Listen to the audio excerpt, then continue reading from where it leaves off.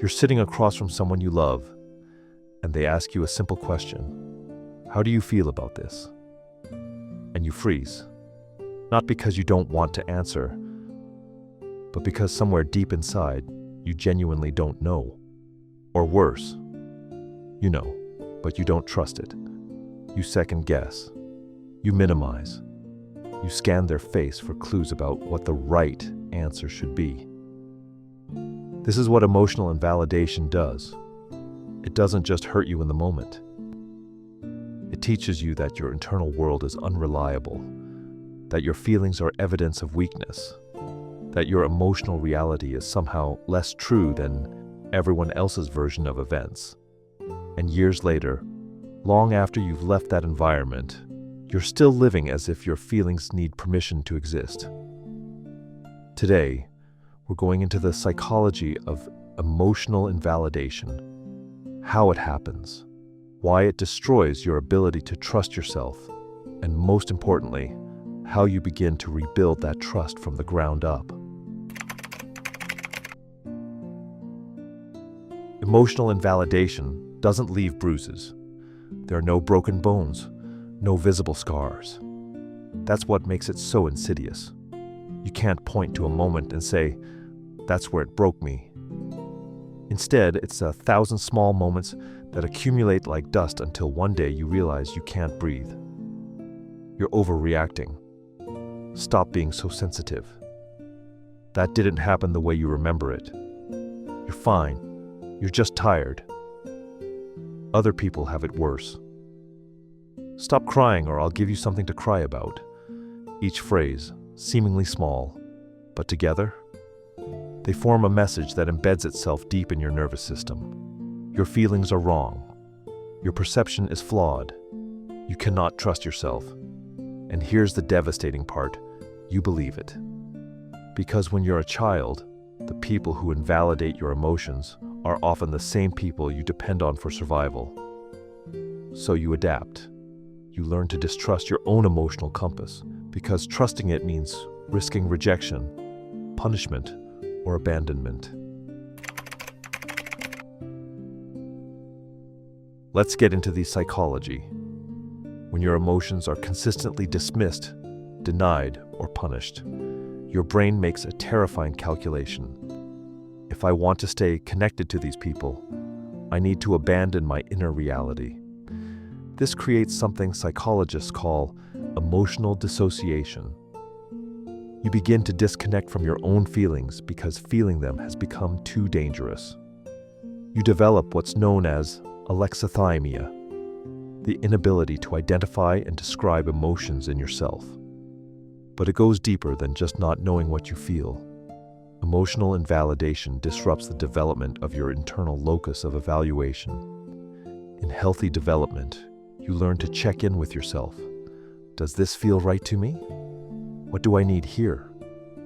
But when your feelings are repeatedly invalidated, you develop an external locus of evaluation instead. You look outside yourself for validation, for truth, for permission to feel what you feel. You become a stranger to yourself. And the cruelest irony, the world expects you to know yourself, to have boundaries, to communicate your needs clearly, to trust your gut. But no one ever taught you how. In fact, you were actively taught not to. So what does this look like when you're older?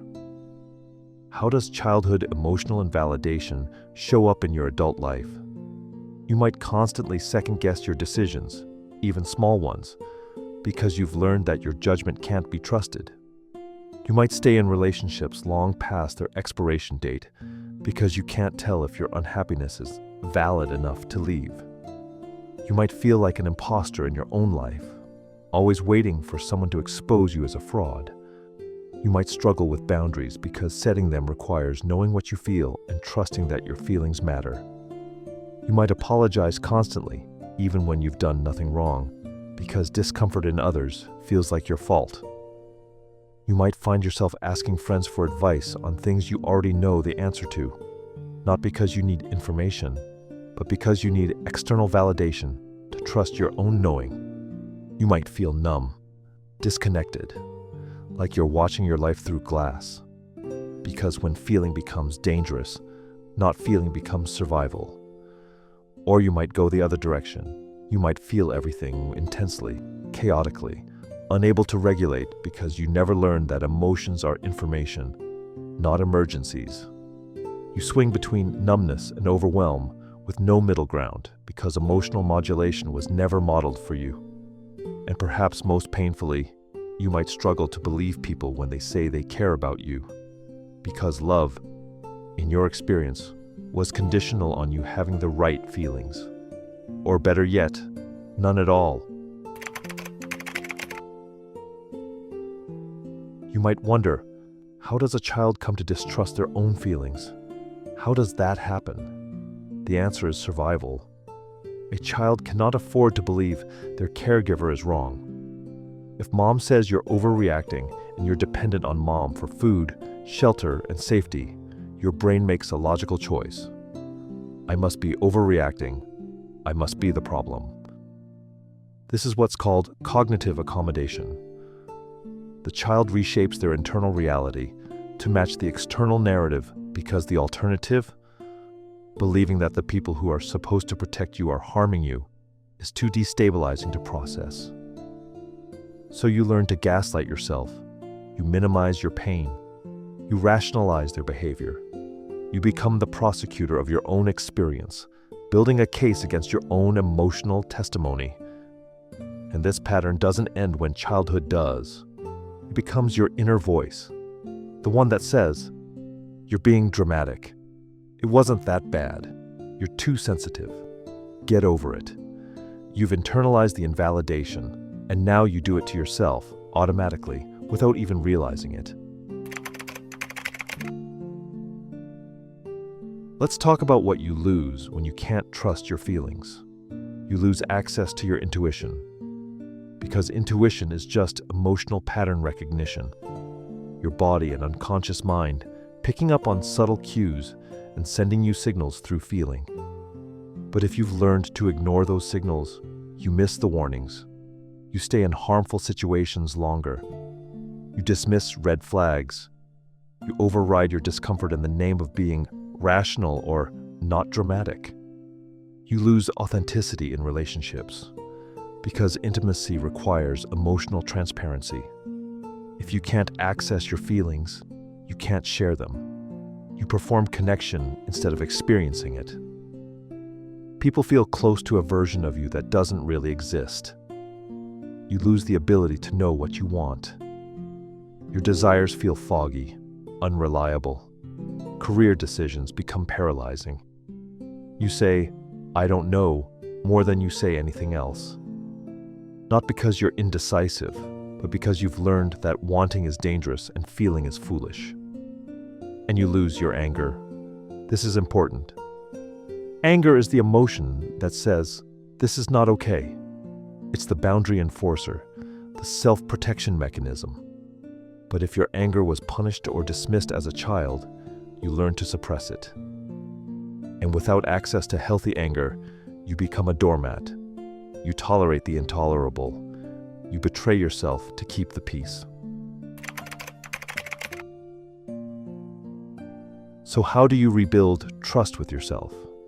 How do you learn to believe your own feelings after years of being taught not to?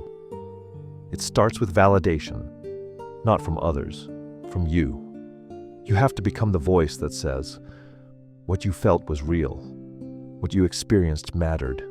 Your pain doesn't need to be comparative to be valid. This is harder than it sounds, because you'll want to minimize. You'll want to say, other people had it worse, or I'm just being sensitive. But that's the old pattern. That's the internalized invalidation still running the show. Instead, practice this. When a feeling arises, simply name it without judgment. I feel angry. I feel sad. I feel scared. Don't justify it. Don't explain it away. Just acknowledge it exists. Then ask, what is this feeling trying to tell me? Because emotions are data. They're your internal GPS. Fear alerts you to danger. Anger alerts you to boundary violations. Sadness alerts you to loss. They're not problems to fix, they're information to receive. You'll also need to practice somatic awareness. Emotional invalidation often lives in the body. You might hold your breath when you're anxious, clench your jaw when you're angry, dissociate when you're overwhelmed. Learning to track sensations in your body, tension, warmth, tightness, ease, helps you reconnect with feelings before they're filtered through your invalidating mental narrative. And crucially, you need to stop asking everyone else if your feelings are valid. This is the hardest part, because you've been outsourcing your emotional reality for so long that it feels terrifying to trust yourself. But every time you check with someone else before trusting your own knowing, you reinforce the pattern that got you here. One of the most powerful exercises is to speak to the child you were. Ask them, what did you feel that no one acknowledged? You might hear answers like, I felt scared when they yelled, but everyone acted like it was normal. I felt sad when they ignored me, but I was told I was attention-seeking. I felt confused when their words didn't match their actions, but I was told I was imagining things. And then, most importantly, validate those feelings. Say to that child, you were right. What you felt was real. I believe you. This is reparenting. You're going back and giving yourself what you needed then. Not to change the past, but to change how you relate to yourself now. Healing from emotional invalidation isn't about never doubting yourself again.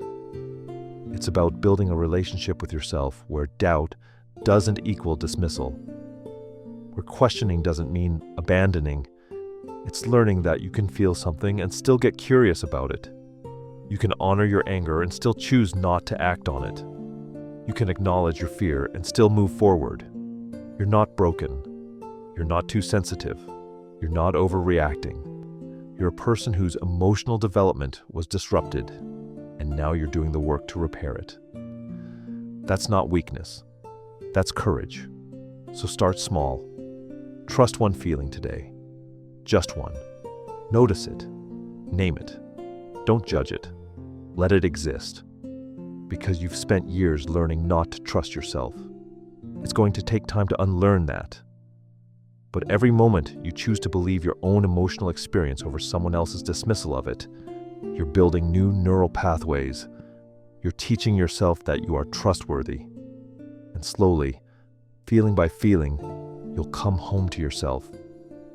Not as the person who needed everyone else to tell them what's real, but as the person who finally learned to trust their own heart.